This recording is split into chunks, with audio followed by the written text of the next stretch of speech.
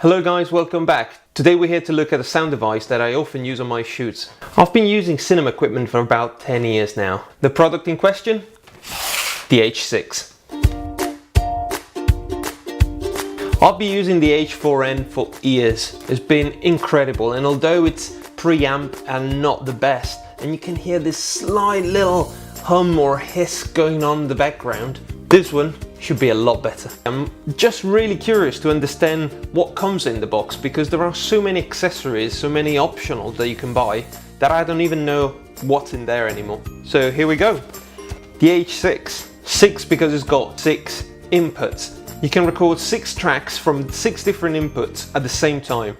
I mean, it's never been done before in such a portable tool that can be powered with AA's.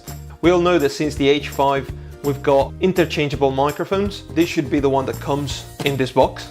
I'm not sure that one is included.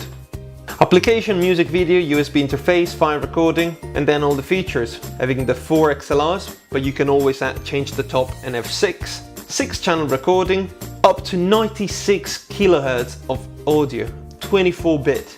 Again, unheard in such a small portable tool. It's got an inbuilt compressor, but I've had issue with the H4n because I've had 2 mics plugged in the XLR, the compressor activated on both on separate processing. Basically, the 2 channels weren't linked together and it often crashed when it was battery powered. I don't know if it was because the CPU, the controller, required too much power to manage to compress the sound, to analyze and compress it, but I've been let down at least 3 times on the same shoot, and then I had to give up and not use the compressor.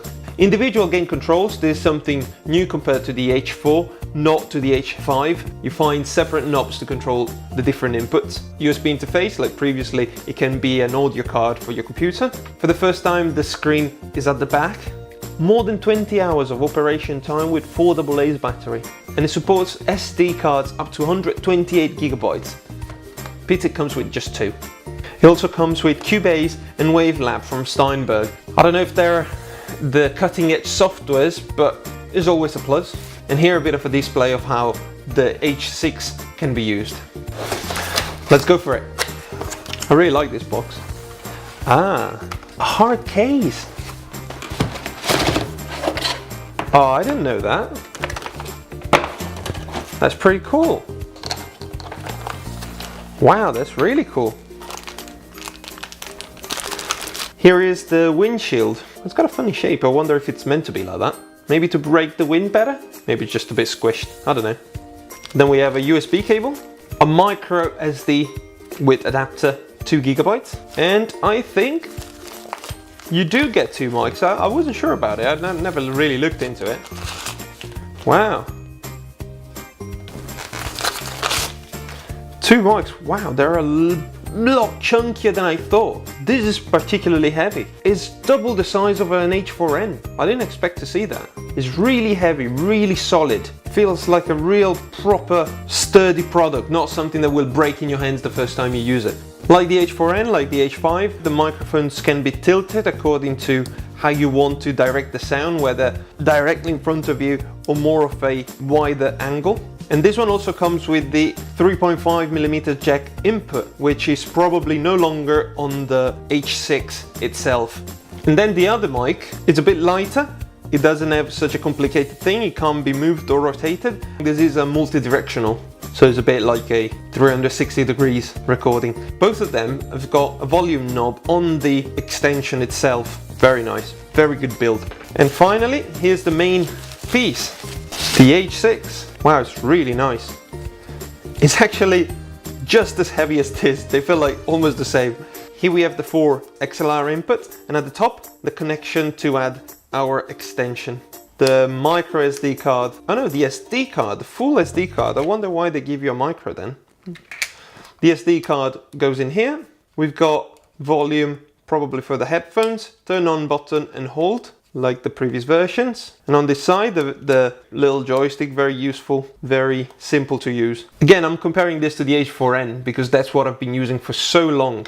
On top, the 4 different inputs can be controlled individually without going into a menu. I don't know in filmmaking I will ever need to control 4 inputs at the same time, but interviews, maybe with 3 people, being very easy to able to assess the levels, that the voice won't clip. Very, very useful. In the H4, the left and right were in order to control the inputs. So you would click which one of the 2 inputs you wanted to control and then adjust the volume. I'm not sure what they're going to be doing here. Maybe it's for the top bit. And then we've got the control buttons and the nice record button hidden away without a clicking sound. Listen.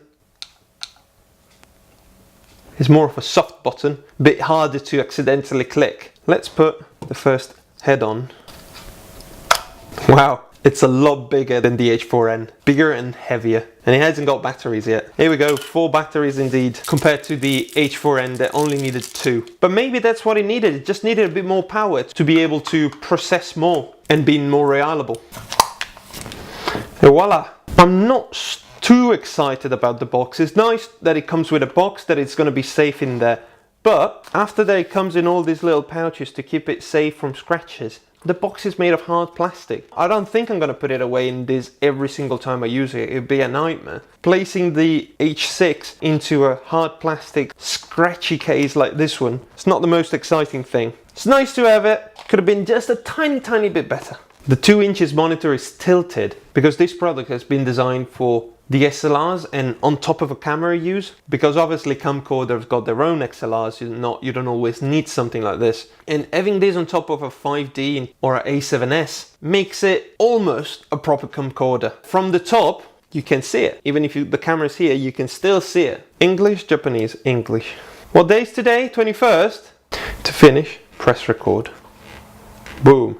So we'll go into the menu.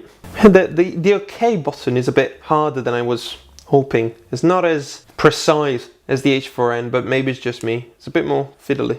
Recording format, 48 kilohertz, and here we go, 96 kilohertz, 24-bit. It definitely has loads of options. This is a tool that can be used for music, can be used for filming, it can be used for interviews. It's really versatile, so it's good that it has lots of different options within the menu. 6 hours of uncompressed wave at 44. But what if we put it at its full power, which is 96/24, 1 hour 54, so 2 hours against 6. That's a large wave format, but that's as good as it gets in terms of sound quality.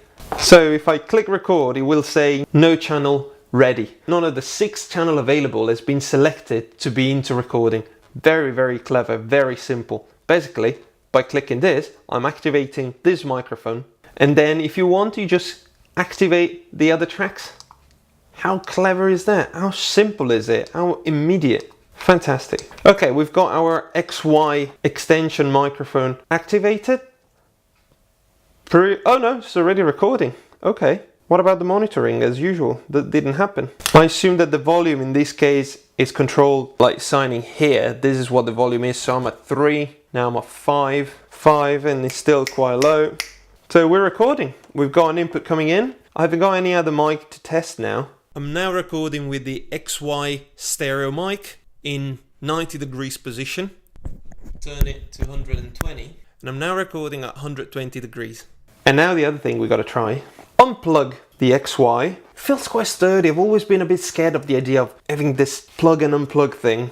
But it feels quite good, it feels quite safe. I hope it's gonna last. I mean, if they kept it from the H5 to the H6, it means that it's a winning format. I've now installed the 360 degrees microphone. Again, I gotta select my channel. You recognize that it's the MS rather the XY. Rolling. I gotta turn the sound up. How is this? Probably a lot more echoey than the clip mic I'm wearing now. Here a direct comparison again. In 90 degrees position.